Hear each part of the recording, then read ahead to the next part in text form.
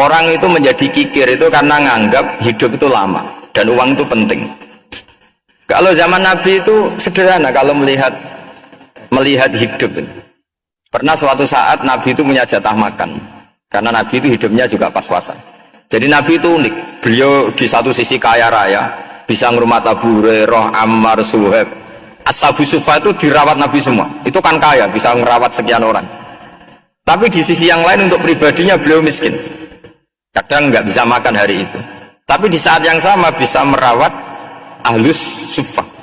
Jadi keliru kalau orang hanya cerita Nabi itu miskin, untuk makan dirinya aja susah.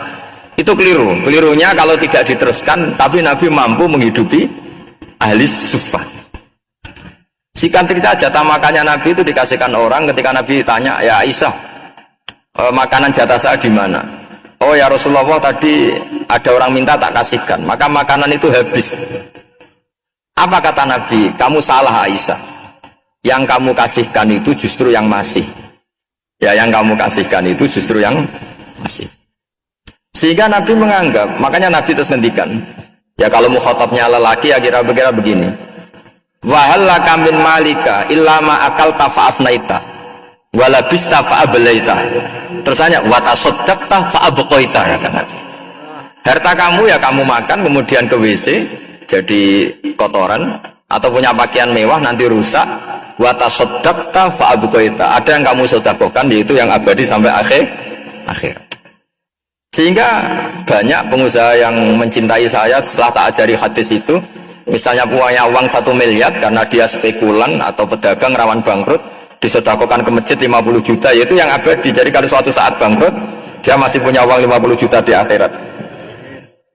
Jadi Nabi itu mengajari sedekah itu apa? Ya sedekah itu pengabadian uang.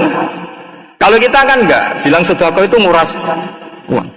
Itu pikirannya setan, dan pikirannya orang Islam. Itu cara berpikir setan, bukan cara berpikir umat apa? Sehingga Sayyid Ali Zainal Abidin itu kalau ada orang minta, kemudian beliau ngasih, itu beliau bilang gini, marhaban biman hamala zadi ilal akhirah. Matur nuwun nggih jenengan sembeto sangu kula nate. Jadi dianggap teller saja. Orang yang minta uang beliau itu dianggap tukang nyatet bank itu. Karena sudah ditabungkan, ya sudah. Kalau kita kan enggak, wah pengemis itu ganggu gini-gini. Kecuali pengemis profesi ya mungkin kita agak-agak enak. Pada zaman akhir itu ada pengemis apa? Profesi. Jadi repot.